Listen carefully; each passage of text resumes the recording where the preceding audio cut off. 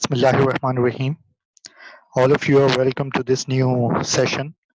The course is Advanced Software Engineering. Advanced Software Engineering जैसा कि हमने पहला सेशन लिया था और उसमें आप लोगों को बहुत ही ब्रीफ बताया गया था कि क्या होता है, लेकिन ये भी बताना ज़रूरी है कि कोर्स का रोड मैप क्या है। रोड मैप का मतलब है कि आप चलेंगे कैसे। अब इस कोर्स में सॉफ्टवेयर इंजीनियरिंग, एक तो इंजीनियरिंग पॉइंट ऑफ व्यू से ये सेंटर में ये सॉफ्टवेयर है। तो सॉफ्टवेयर जैसे कि आपको बताया गया कि सॉफ्टवेयर इज ए प्रोडक्ट। अब ये जो प्रोडक्ट है, इस प्रोडक्ट की डेवलपमेंट के लिए जो एडवांस टेक्निक्स यूज की जाती हैं उनको हमने फॉलो करना है, उनको हमने लर्न करना है और उनको हमें सीखना है और उनको हमें एग्जीक्यूट करना है। तो उसकी प्रैक्टिसेस को भी देखना है कि क्या प्रैक्टिसेस हैं। और फिर ये कि इंजीनियरिंग का मतलब है कि डेवलपमेंट, और डेवलपमेंट का मतलब है कि आपको स्टेज बाय स्टेज एक एक चीज़ को बाकायदा तौर पर लेके चलना है। तो ये जो सॉफ्टवेयर इंजीनियरिंग डिसिप्लिन है उसको 4 तरह से फॉलो किया जाता है। जो 4 तरह की अप्रोचेस हैं वो आप ज़रूर नोट करें। एक है नॉर्मल, एक है एबनॉर्मल, एक है फॉर्मल और एक है इनफॉर्मल। तो एबनॉर्मल तो ये बात समझ में आती है कि जी जैसे तैसे करके सॉफ्टवेयर डेवलप कर दिया गया और दैट्स इट, के फिनिश हो गया प्रोडक्ट, अपने जो है वो एग्जीक्यूशन में एक मरतबा आ गया तो बस सही है और वो हमने प्रेजेंट कर दिया। जैसे कि आप अपने फाइनल ईयर के प्रोजेक्ट्स या जो छोटे छोटे सेमेस्टर के दौरान के प्रोजेक्ट्स आप करते हैं वो वन ऑफ प्रोजेक्ट्स होते हैं, एक मरतबा चला और उसके बाद उसका एवेल्युएट हो गया, एवेल्युएशन के बाद जो है वो उसके बाद चलाया तो उसकी कोई गारंटी नहीं होती। तो ये एबनॉर्मल प्रैक्टिसेस हैं कि जी आपने जैसे तैसे करके इंटीग्रेट किया और आपने प्रेजेंट कर दिया। तो प्रोफेशनली तो ये प्रैक्टिस तो बिल्कुल ही अवॉइड की जाती है, बल्कि ये तो एक मजाक ही समझा जाए कि एबनॉर्मल अप्रोच। अच्छा, नॉर्मल अप्रोच भी कुछ इससे इतनी अच्छी नहीं है। नॉर्मल अप्रोच में भी यही है कि बस ठीक है जान छुड़ाओ, तो वो काम भी सही नहीं है। और एबनॉर्मल का मतलब आपको मालूम ही है। असल में हम चलते हैं फॉर्मल अप्रोच पर। फॉर्मल का क्या मतलब होता है? फॉर्मल का मतलब है कि एक एक चीज़ को बाकायदा तौर पर कैलकुलेशन के साथ, कंपैटिबिलिटी के साथ, पैरामीट्रिक मैच के साथ, सॉफ्टवेयर, हार्डवेयर, पीपल और इन तमाम चीज़ों का और सिस्टम को भी साथ में रखा जाए। तो कहने का मकसद ये कि यहाँ पर एक निज़ाम की बात आती है। और निज़ाम जिसे हम उर्दू में तो निज़ाम कहते हैं, इंग्लिश में हम इसको सिस्टम कहते हैं। तो सिस्टम जो है वो सेट ऑफ कंपोनेंट्स होता है। और सेट ऑफ कंपोनेंट्स का जब बात की जाए तो सिर्फ कंपोनेंट्स नहीं है बल्कि सब सिस्टम्स भी हैं। System of systems. तो एक बड़ा निज़ाम चलाने के लिए छोटी छोटी और बहुत सारे निज़ाम, उनको देखना, उनका आपस में लिंक अप होना, उनकी कंपैटिबिलिटी होना, उनका मैच होना और उनका सेंड एंड रिसीव का मैकेनिज्म होना और रेडी होना और प्रिपेयर्डनेस होना, तब जाके तमाम चीज़ें चलती हैं। इसे हम कहते हैं इकोसिस्टम। इकोसिस्टम, जैसा कि हम दुनिया में इस कायनात के निज़ाम भी देख रहे हैं तो इसमें छोटे छोटे बहुत सारे सब सिस्टम हैं। जब सब सिस्टम भी सही फंक्शन अंजाम दे रहे हैं तो लाइफ चलती है, वरना लाइफ नहीं चलती। वरना फिर कहीं ना कहीं कोई डिजास्टर आ जाता है। कोई भी कैलकुलेशन खराब हो जाए तो डिजास्टर आता है और बहुत बड़ा डिजास्टर आता है। यही बात है कि हमारे सॉफ्टवेयर्स में भी इसी तरह की चीज़ें हैं कि अगर हमारा कोई भी सब सिस्टम या सब कंपोनेंट फंक्शन करना छोड़ दे तो उसका इम्पैक्ट पूरे सिस्टम के ऊपर पड़ता है। तो कहीं पर हम उसको आइसोलेशन में ले जाते हैं, कहीं पर हम उसको रिमूवल करते हैं और फिर उसकी रिप्लेसमेंट करते हैं, मॉडिफिकेशन करते हैं, ट्रबल शूट करते हैं और फिर इसको दोबारा से रीइंस्टेट करते हैं। तो ये जो दोबारा वाला काम है उसे हम कहते हैं मेंटेनेंस। और ये मेंटेनेंस किस तरह से बिल्कुल बाकायदा तौर पर होती है? जब हमें स्टैंडर्ड ऑपरेटिंग प्रोसीजर्स का पता हो कि इस्तेमाल कैसे हुआ था और इस्तेमाल के दौरान किस तरह से ये फॉल्ट आया और फिर किस लेवल के ऊपर आया और किस टाइम इंस्टेंस के ऊपर आया। तो ये तमाम चीज़ें भी एग्जीक्यूशन का पार्ट है। इस वक्त आपका अपना पर्सनल इंटरेस्ट किसी भी चीज़ को अच्छे तरीके से ग्रैब करना, किसी नॉलेज को अच्छे तरीके से लर्न करना, सीखना, तो उसके लिए रेफरेंस मटेरियल। तो रेफरेंस मटेरियल भी हमारे पास तो ये, अगर इंटरनेट की बात की जाती है तो वेब ऑफ नॉलेज बहुत है हमारे पास।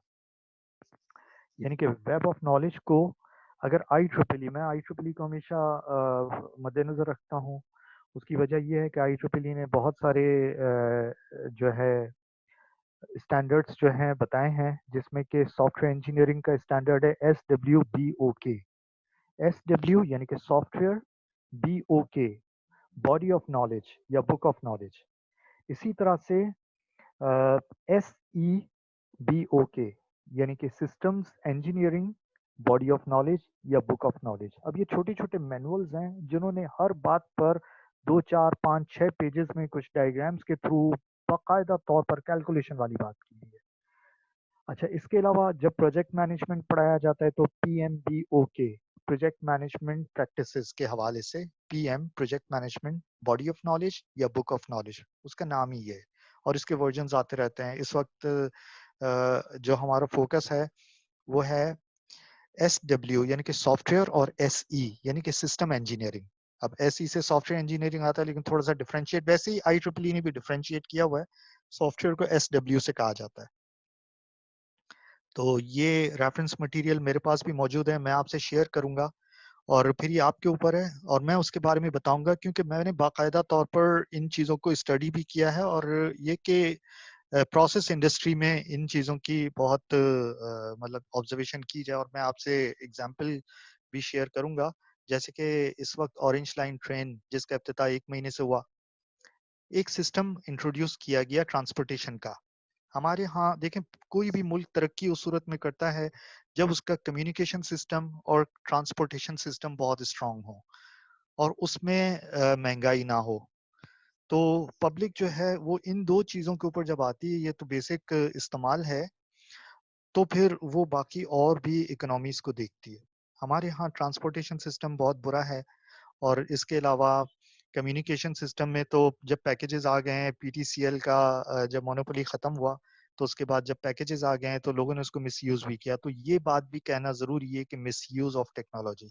ऑरेंज लाइन ट्रेन चली, अब उसके मिसयूज़ भी हो रहे हैं, वहाँ पर लड़ाइयाँ भी हो रही हैं, लोग जो हैं वो ट्रेन के अंदर सफ़र भी कर रहे हैं और लड़ भी रहे हैं। और एक तरफ मैंने अभी जब आपका ये सेशन मैं कंपाइल कर रहा था, पावर पॉइंट प्रेजेंटेशन तैयार कर रहा था, तो गूगल इमेजेस पर मैंने ये भी देखा कि वो छोटे-छोटे बच्चे जो सफ़र के दौरान जो है वो लटकना शुरू कर देते हैं। तो क्या करेंगे वो टेक्नोलॉजी को? वो तो बेड़ा गर्क कर रहे हैं।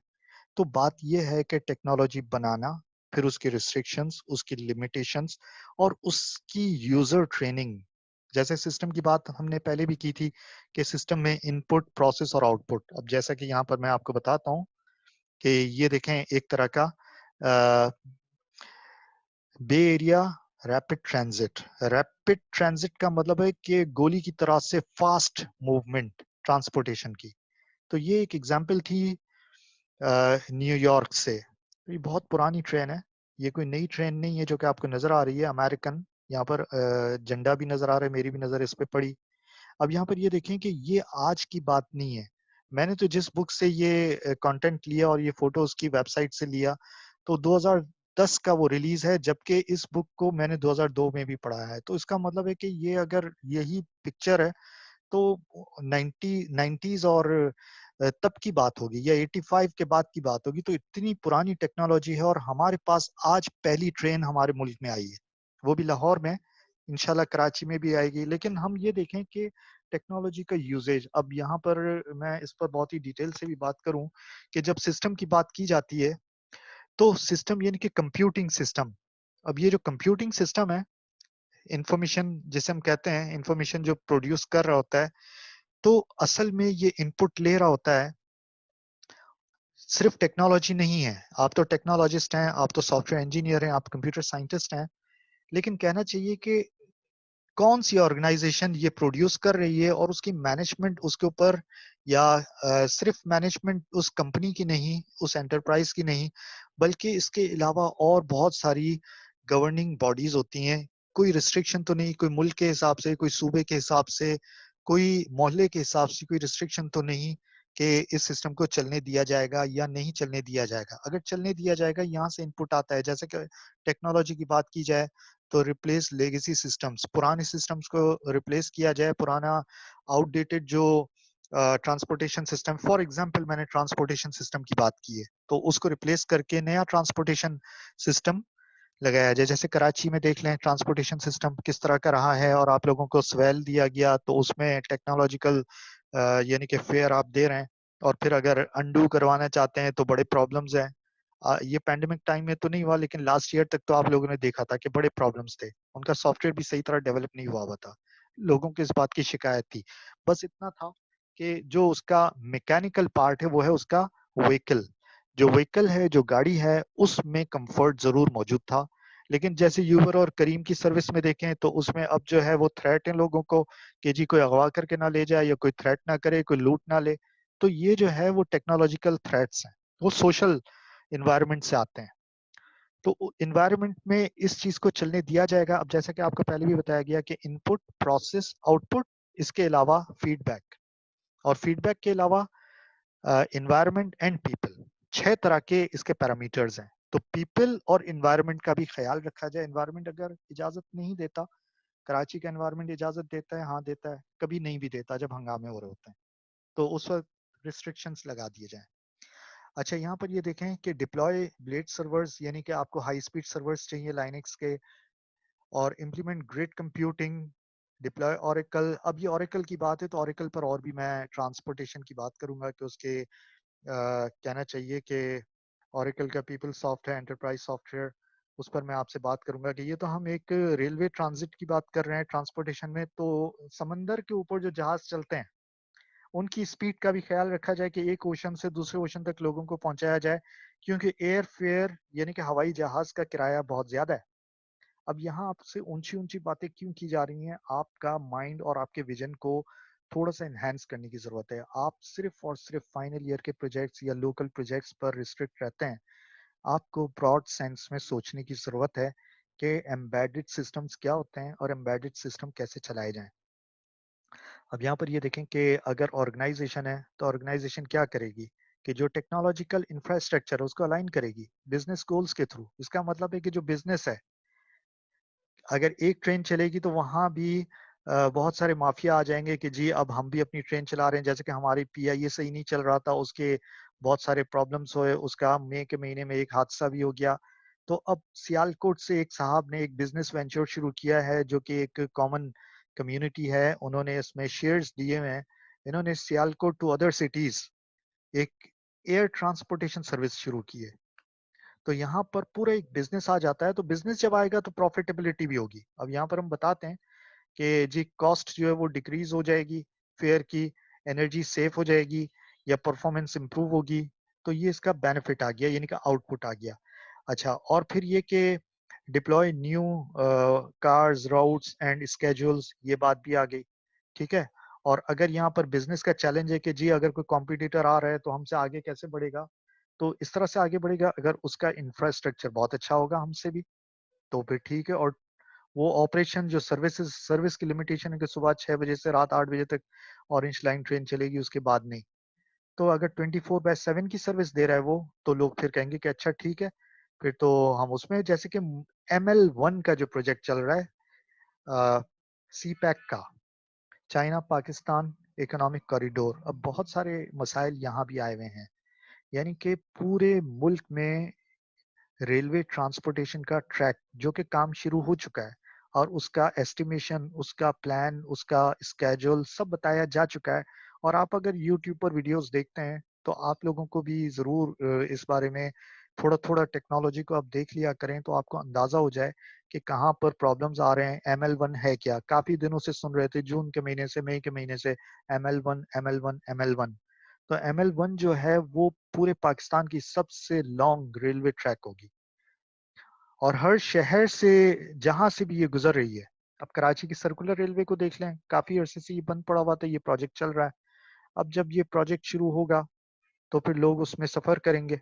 जब सफर करेंगे तो कितना उसको बेनिफिट होगा और कितना आउटपुट आएगा, ये भी बिजनेस चैलेंजेस हैं।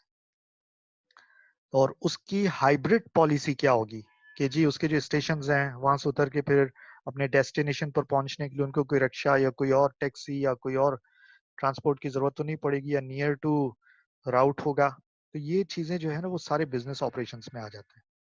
अच्छा, यहाँ पर ये देखें कि मैनेजमेंट क्या कर रही है, monitor service level and cost, cost जो कम से कम रखी जाए, सर्विस अच्छे से अच्छी दी जाए। और हम यहाँ पे क्या देखते हैं, हम देखते हैं कंप्यूटर सर्विसेज मैनेजमेंट। सर्विस का मतलब है कि खिदमत, खिदमत बेहतरीन से बेहतरीन की जाए। तो बेहतरीन से बेहतरीन करने के लिए आपको लर्न भी करना पड़ेगा कि इन्वायरमेंट में किस तरह से कोप किया जाए आपके सिस्टम के हवाले से, और यूजर का बिहेवियर भी देखा जाए कि यूजर को भी रिस्ट्रिक्ट भी किया जाए और उसको सिखाया भी जाए कि ऑपरेट कैसे करते हैं। जैसे mobile phone services, mobile phone devices जब आए थे 10, 12, 15 साल पहले, तो बहुत सारे लोगों को तो मोबाइल फोन डायल करने भी नहीं आता था। उनको कोड्स का नहीं पता था। उनको जो है वो डायल करके और कॉल और मैसेज सेंड एंड रिसीव का तो कोई कॉन्सेप्ट उनको उससे पहले, जब पीटीसीएल के लैंडलाइन फोन्स होते तो उसमें तो मैसेज का कोई सिलसिला नहीं था। और उस वक्त उस जमाने में ये कहा जाता था कि एक वक्त ऐसा आएगा कि लोग जो है वो 1-to-1 कॉन्फ्रेंस करेंगे और एक दूसरे की फोटो भी देख सकेंगे। और आज ये दौर तो चल रहा है कि आप जो है व्हाट्सएप के ऊपर कम्युनिकेट करते हैं। पहले ये स्काइप था, व्हाट्सएप आ गया, तो आप 1-to-1 कॉन्फ्रेंस करते हैं। तो ये कि ये लाइव चीजें हैं। तो टेक्नोलॉजी इस तरह से इंट्रोड्यूस की जाए कि आप जो है वो देखें, think humanly and act humanly.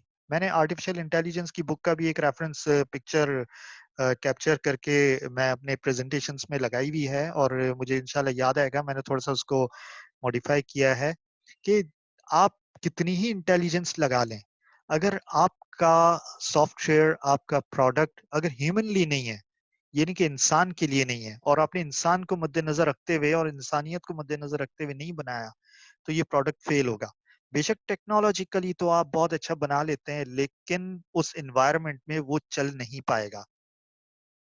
और यही वजूहत हैं कि बहुत अच्छी अच्छी चीजें आ जाती हैं, लोग लगा देते हैं, लेकिन एनवायरनमेंट, जैसे कि हमारी गवर्नमेंट को देख लें, पॉलिटिकल सिस्टम, पॉलिटिक्स जो भी हो रही है, कहते हैं कि बहुत ही ईमानदार आदमी आ गया, लेकिन एनवायरनमेंट उनको रेजिस्ट कर रही है क्योंकि महंगाई आ गई। तो बहुत सारे पैरामीटर्स हैं, अगर ह्यूमनली नहीं है, ह्यूमन को जहां तकलीफ होगी, ह्यूमन कभी भी चीज को टिकने नहीं देगा, वो हटा देगा, उसे तोड़ देगा। तो याद रखिएगा कि ह्यूमन की जो पॉपुलेशन जब एक साथ हो जाती है तो बड़े बड़े सिस्टम की ऐसी की तैसी हो जाती है। तो यहाँ पर मैनेजमेंट के हवाले से देखा जाए कि डेवलप मॉडर्नाइज्ड प्लान, नए नए प्लान बनाए जाएं, आईटी इंफ्रास्ट्रक्चर के ऊपर इन्वेस्टमेंट की जाए। इस पर मेरी बाद में भी डिटेल से बात होगी। और फिर ये कि जो सिस्टम है उसके सपोर्ट स्केल अप किया जाए ताकि बिजनेस की ग्रोथ हो, और नए सिस्टम भी डिप्लॉय किए जाएं और डेवलप किए जाएं। तो यहाँ तो मैंने आपको बताया एक American case study, American transportation bay area rapid transit, BART कहते हैं। आप इंटरनेट पे चेक कीजिएगा गूगल इमेजेस पर, बे एरिया रैपिड ट्रांजिट। तो वहीं से मैंने ये केस स्टडी और उसके इनपुट प्रोसेस आउटपुट की डायग्राम मैंने उठाई और आप लोगों को दिखाई एक बताने के लिए। और ये जो आपको पिक्चर नजर आ रही है, तो अब यहाँ पर ये ट्रेन देख लें। अब इसका भी जो मैंने बताया कि जी लोग किस तरह से इसको इस्तेमाल कर रहे हैं, मैं आपको बताऊंगी अगर लोगों का रवैया बुरा हुआ तो ये ट्रेन मुश्किल से 1 साल 1.5 साल चलेगी। बस अल्लाह करे कि अगले साल ईद जो है वो खुशी से इस ट्रेन में भी गुजरे लोगों की। वरना उसके बाद आप देखिएगा कि जैसे सीटें चोरी हो जाती हैं, जैसे मटेरियल चोरी हो जाता है, कहीं ऐसा हाल ना हो जाए। तो देखें, सिस्टम एंड सिस्टम इंजीनियरिंग ये जानना जरूरी है। वैसे तो मैं आपको ये बताऊं कि मैंने इसको 2 हिस्सों में कर दिया, 2 पिलर्स बना लिए, एक ये वाला एरिया और एक ये वाला एरिया। अब ये 2 एरिया जो मैंने बना लिए हैं, असल में आपके इस सेमेस्टर के ये कोर्स है, ये तो हम पहले भी पढ़ चुके हैं, लेकिन अब नए अंदाज से इसको देखेंगे। अच्छा, यहाँ पर ये देखें, निजाम को समझना, system is set of components working together towards meeting A common objective. एक कॉमन ऑब्जेक्टिव को फिलअप करने के लिए, तो जब कॉमन ऑब्जेक्टिव की बात करते हैं तो उसको बाकायदा तौर पर पॉलिसी ओरिएंटेड बनाना पड़ता है, उसको इंजीनियर करना पड़ता है। और फिर ये कि बिजनेस बीच में आ गया कि बिजनेस कैसे चल रहा है, टेक्नोलॉजी कैसे उसमें लेकर आए, टेक्नोलॉजी के पर्सपेक्टिव को भी देखना पड़ता है और बिजनेस को भी देखना पड़ता है। बिजनेस को अगर हमने मद्देनजर नहीं रखा तो फिर हम किसके लिए काम करें? बिजनेस तो पीपल के लिए होता है, पब्लिक के लिए होता है। पब्लिक जो है वो फिर खरीदेगी नहीं, इन्वेस्ट नहीं करेगी। तो पब्लिक को अगर सर्विस देंगे तो पब्लिक पे करेगी, तो पब्लिक जब पे नहीं करेगी तो बिजनेस चलेगा कैसे? तो ये सिस्टम जो है और टेक्नोलॉजी के बीच में बिजनेस को लाना जरूरी है ताकि इन्वेस्टमेंट भी आ जाए और फाइनेंस का भी सिलसिला हो जाए। तो यहाँ पर ये जो टेक्नोलॉजी पर्सपेक्टिव्स हैं, यानी कि मुख्तलिफ जाविये से देखा जाए, मुख्तलिफ जाविये से देखने का मकसद ये कि हम तो सॉफ्टवेयर इंजीनियरिंग की बात कर रहे हैं, लेकिन इसके साथ साथ टेक्नोलॉजी इंफ्रास्ट्रक्चर डेवलप करने के लिए हार्डवेयर भी आ जाता है, नेटवर्क भी आ जाता है, डेटाबेस भी आ जाता है, वेब मीडियम भी आ जाता है, पूरा ई कॉमर्स सेट भी आ जाता है, वेब इंजीनियरिंग भी आ जाता है। तो आप एक डोमेन पर नहीं रहेंगे, फिर तो मल्टीपल डोमेन। अब अगर हम सिस्टम की बात करते हैं तो सिस्टम में सिर्फ आईटी का सिस्टम नहीं हम बनाने जा रहे हैं या उसको लर्न नहीं कर रहे हैं। आईटी के सिस्टम को इनकॉर्पोरेट करने के लिए आपको एनवायरनमेंट में मैकेनिकल इंजीनियर्स की भी जरूरत पड़ेगी, आपको सिविल इंजीनियर्स की भी जरूरत पड़ेगी, आपको ट्रांसपोर्टेशन इंजीनियर्स की भी जरूरत पड़ेगी। आपको हर तरह के लोगों की जरूरत पड़ सकती है।